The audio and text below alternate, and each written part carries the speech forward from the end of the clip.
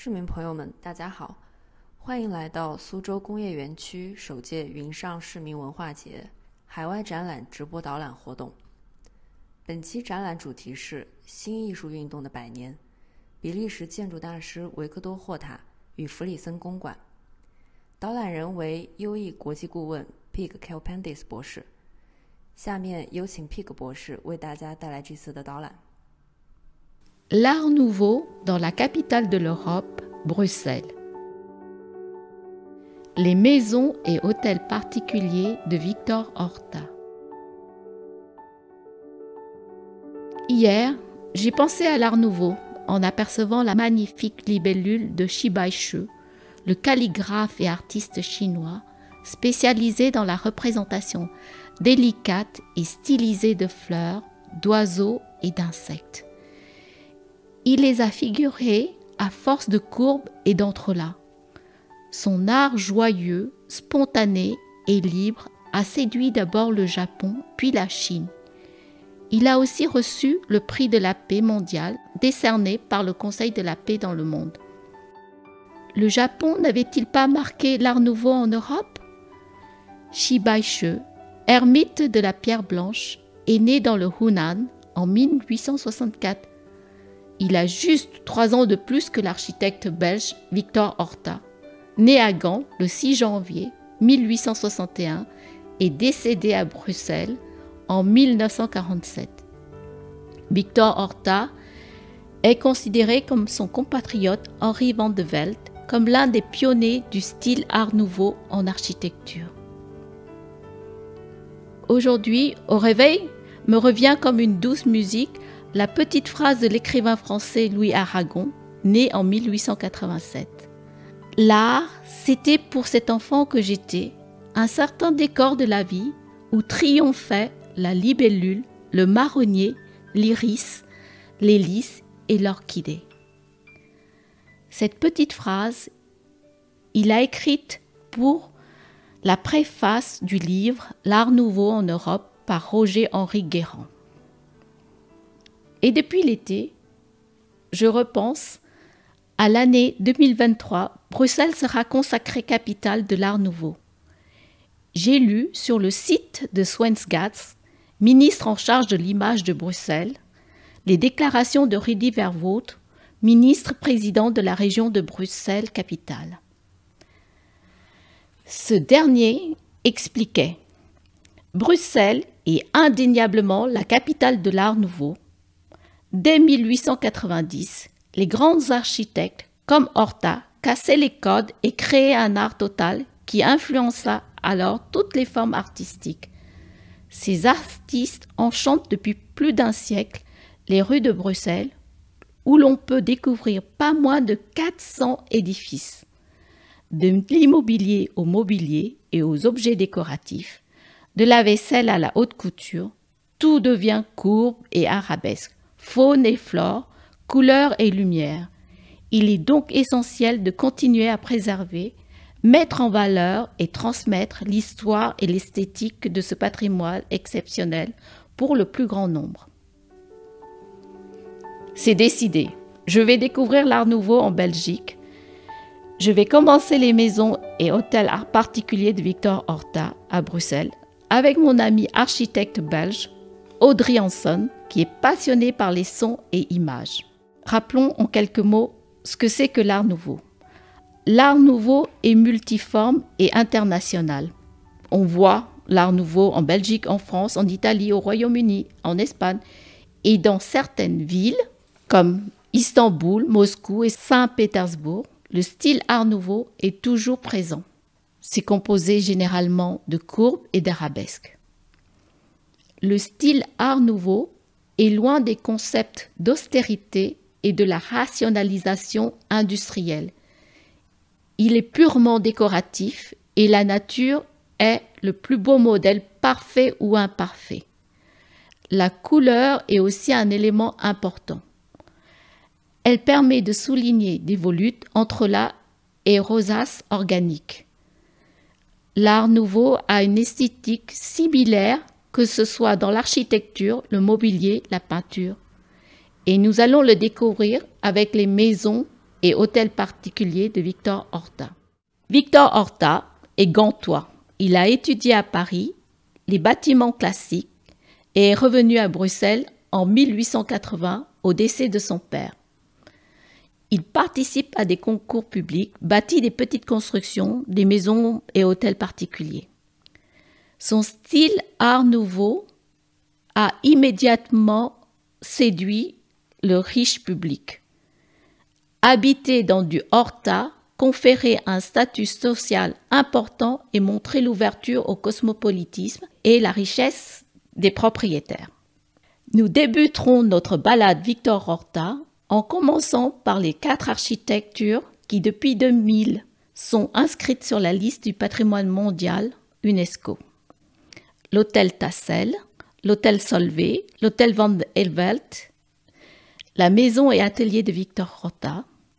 Ces 4 habitations ont une unité extraordinaire grâce à la conception minutieuse du moindre détail du bâtiment, depuis la poignée de porte jusqu'à la moindre pièce de mobilier. Puis nous continuerons avec les 2 autres avec une incursion spéciale dans la dernière maison musée Frison Horta.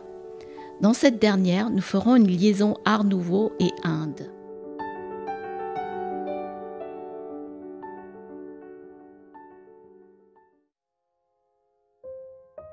L'hôtel Tassel. Ce bâtiment est considéré comme l'œuvre fondatrice de l'Art nouveau à Bruxelles. Il s'agit d'un hôtel de maître imaginé en 1893 par l'architecte Victor Horta, en fonction de la commande de son propriétaire Émile Tassel, professeur à l'Université libre de Bruxelles, maison pour un célibataire vivant avec sa grand-mère. Tassel veut pouvoir y recevoir ses amis et y poursuivre ses travaux scientifiques. Les principaux éléments constituant l'Art nouveau sont convoqués ici. Structure métallique apparente, intégration du décor à la structure, grands apports de lumière naturelle.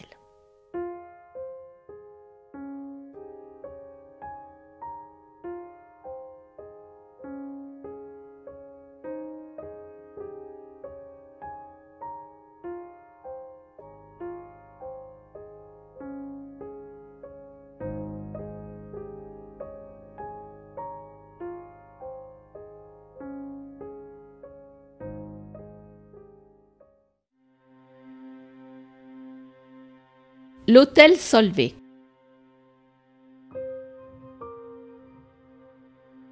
Cette demeure luxueuse fut construite par Horta en 1894 pour le fils de l'industriel Ernest Solvay.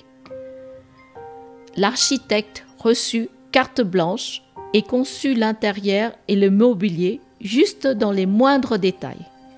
Sur la façade, 2 beaux windows symétriques s'élèvent sur 2 étages et sont surmontés de balcons.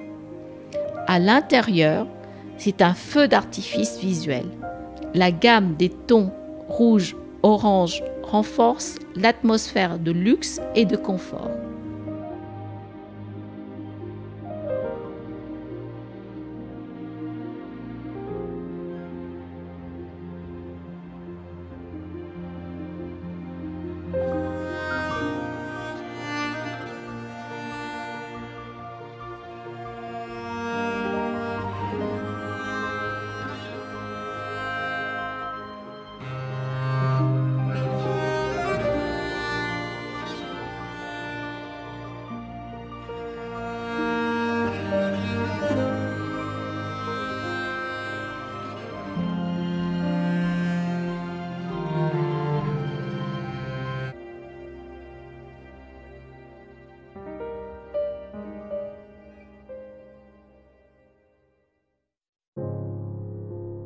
L'hôtel Van Helvelt.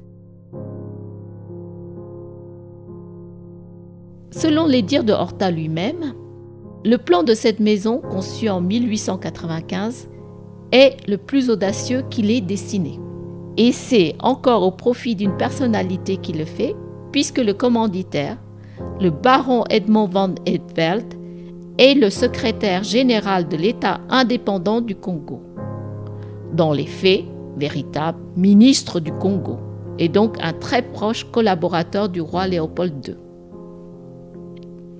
Le futur propriétaire réclame à l'architecte une maison pour sa famille, mais aussi pour ses amis et pour se montrer. Au vu de ses obligations mondaines, il a précisé qu'il fallait un salon et une salle à manger aussi grandes que possible.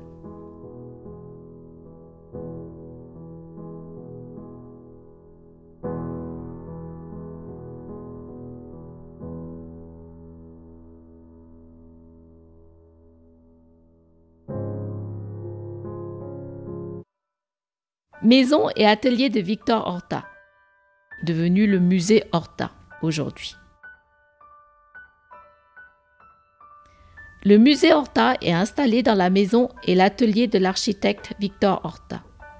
Les deux bâtiments ont été construits entre 1898 et 1901 et sont typiques de l'apogée de l'Art nouveau. L'intérieur de la maison a été largement préservé. Mosaïques, vitraux, mobilier, peintures, murales forment un ensemble harmonieux qui fait preuve de subtilité jusque dans les moindres détails. Le musée est également un centre de recherche sur Victor Horta et l'Art nouveau. Les archives personnelles de l'architecte, une collection de plans de ses bâtiments et la bibliothèque sont accessibles au public sur rendez-vous.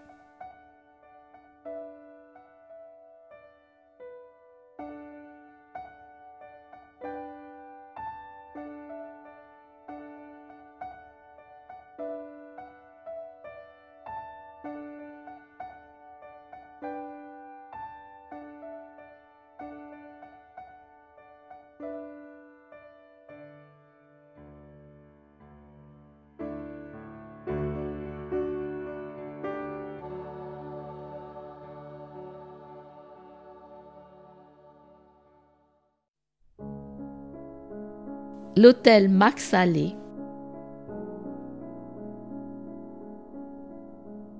Cette maison date de 1904, exécutée d'après les plans de Victor Horta.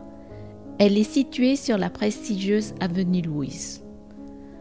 L'avocat Max Allais la fit construire afin d'y habiter, mais aussi d'y recevoir ses amis et clients dans un cadre somptueux, même si la façade présente une certaine sobriété. Le bâtiment prend place sur une large parcelle, 14 mètres, appartenant à la famille de l'épouse de Allais, les Tiberman, riche famille bourgeoise et libérale.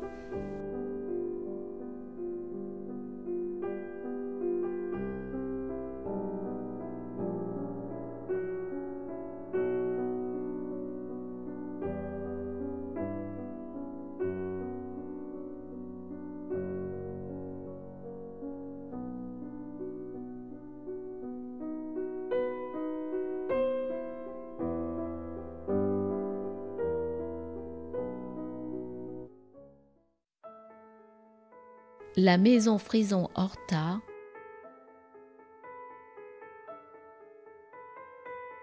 Fondation Frison Horta est une institution culturelle et un centre d'art servant de pont culturel entre l'Est et l'Ouest, ce qui favorise une meilleure compréhension des cultures de l'Inde, de l'Europe et du reste du monde. La maison est dans le quartier du Sablon, centre historique au cœur de Bruxelles. Elle se trouve au milieu de la rue Lebeau, au numéro 37. Elle a été construite en 1894 pour Georges Frison, un avocat renommé. Elle se dresse parmi les manoirs néo-renaissance et néo-gothique, ressemblant à une tourelle néo-renaissance. C'est une maison de la nature et de la lumière, avec des peintures murales, des fresques de flore et de faune qui l'envahissent entièrement. Il n'y a aucune symétrie. Aujourd'hui, nous pourtrons, la fascinante propriétaire de ce musée vivant, nous accueille pour nous en parler. Bonjour Noupour, nous sommes ravis d'être ici à Frison Horta avec mon coéquipier Audrey. Donc, présentez-nous en quelques mots votre maison. déjà, bienvenue Merci. dans cette maison muséale qui a été construite en 1894.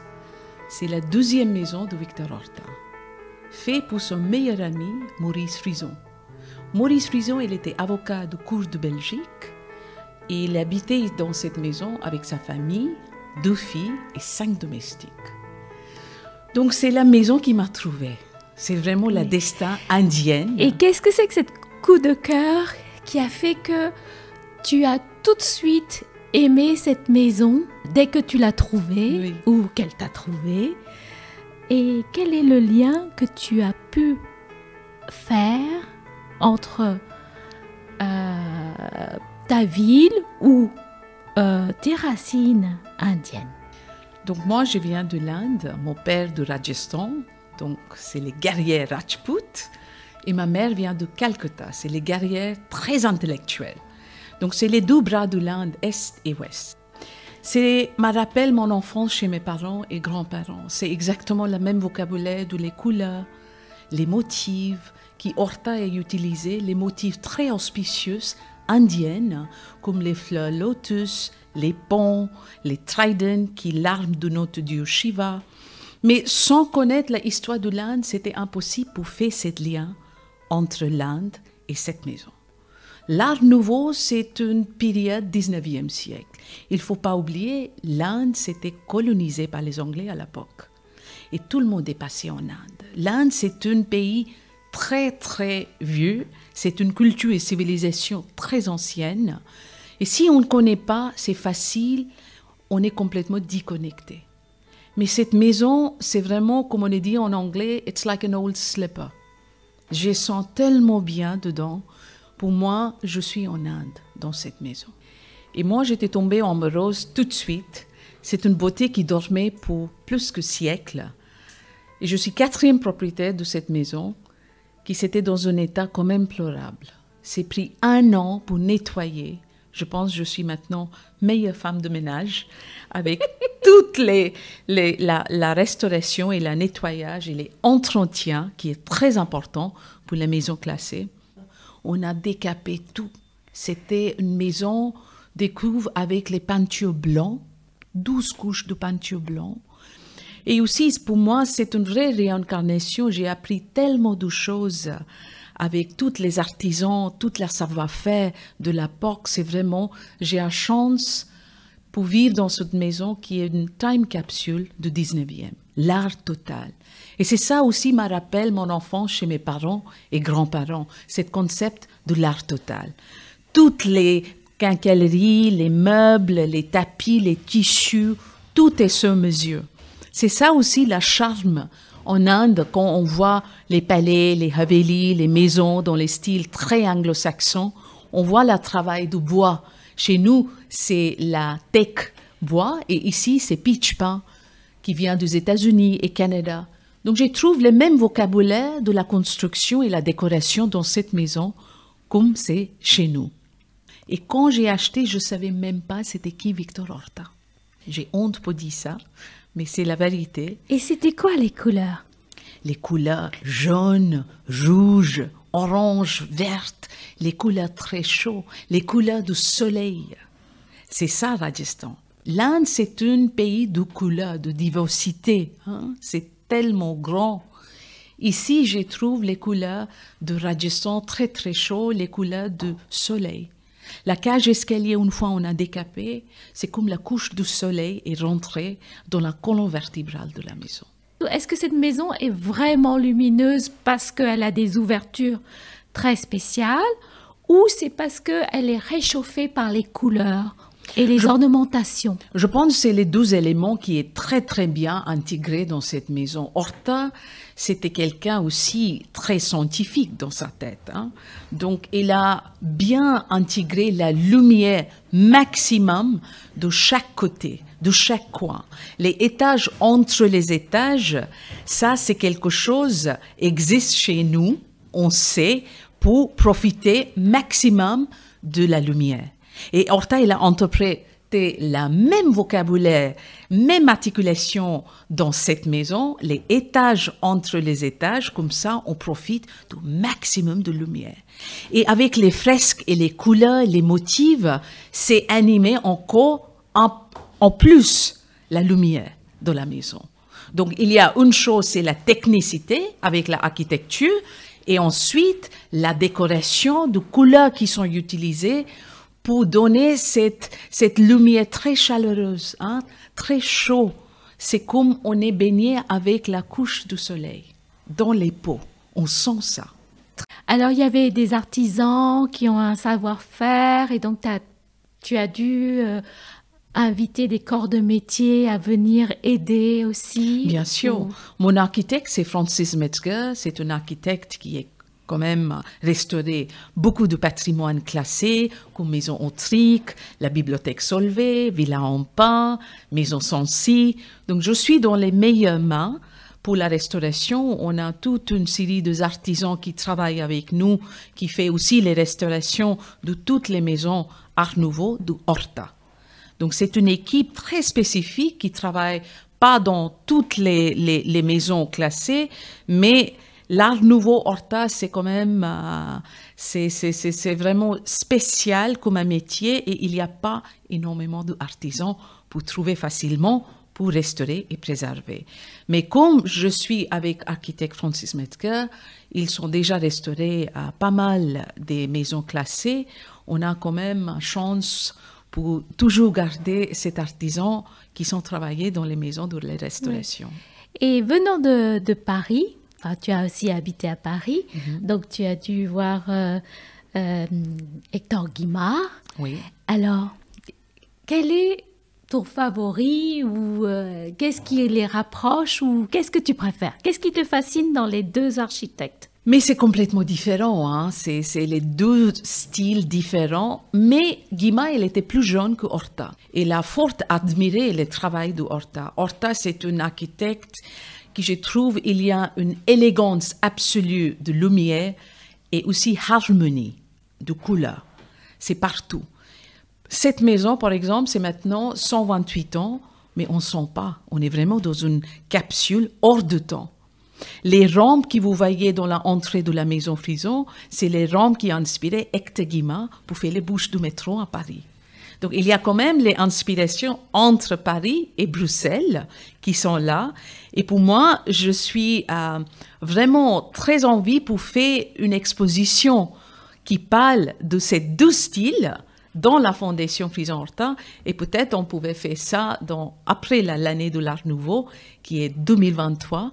C'est dédié comme l'année de l'Art Nouveau à Belgique et dans les pays européens dans les styles Art Nouveau.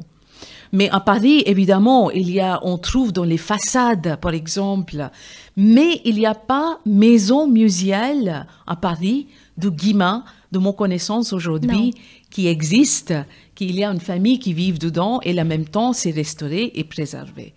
Donc je pense aussi la Fondation Frison devenir comme un case study mondial pour restaurer, préserver et partager. C'est très important. Et partager cette belle histoire, ce patrimoine emblématique avec le monde, avec les publics. Donc on fait beaucoup de choses culturelles avec les enfants, les écoles, les universités, aussi les colloques, les conférences. C'est vraiment une maison pour partager, pour faire les événements. Il faut que la maison vit. Il faut qu'il y ait une vie dedans. Et c'est pour ça aussi, c'est pas justement les biens comme ça pour les propriétaires, mais il faut partager. Parce que les maisons comme ça, c'était fait pour partage. Dans les différents métiers d'artisans, les musiciens, les jardins hiver, c'est une beauté extraordinaire. Il y a une acoustique fabuleuse. On fait les musiques de chambre et on n'a pas besoin de tous les sound systems, toutes ces gadgets, parce qu'il y a une acoustique fabuleuse dans le jardin hiver. Et les gens aussi, quand ils viennent ici, ils n'ont aucune idée, c'est quoi cette maison, cette fondation. Mais après la visite est faite, c'est comme on est dans une autre planète, dans une autre time capsule. C'est vraiment très spécial. Et je suis très content pour partager ça avec le grand public. Et ça m'a fait tellement plaisir comme ma maman pour montrer sa bébé qui commence à parler, chanter. Et pour nous, c'était ça. Il faut, tout de suite, j'ai dit, il faut pour créer la fondation, parce que c'est votre histoire, c'est votre patrimoine. Hein. Moi, je suis juste une custodienne. On vient avec rien, on va partir avec rien. Donc, la notion de partage, je pense, c'est mon éducation indienne. On partage beaucoup. Hein. C'est un pays énorme et notre diversité, c'est notre force. Merci Nupur. En finissant le thé indien, servi par notre charmante hôte Nupur, je comprends que cet art nouveau est encore capable de séduire le monde. Ce style unique continue à parler immédiatement à notre sensibilité contemporaine. Pas besoin d'une culture classique ou de parler une langue européenne. Le beau est là, partout dans l'art nouveau. Nous nous trouvons bien chanceux d'habiter à Bruxelles, capitale de l'Europe, où l'art nouveau et l'art déco ont émergé.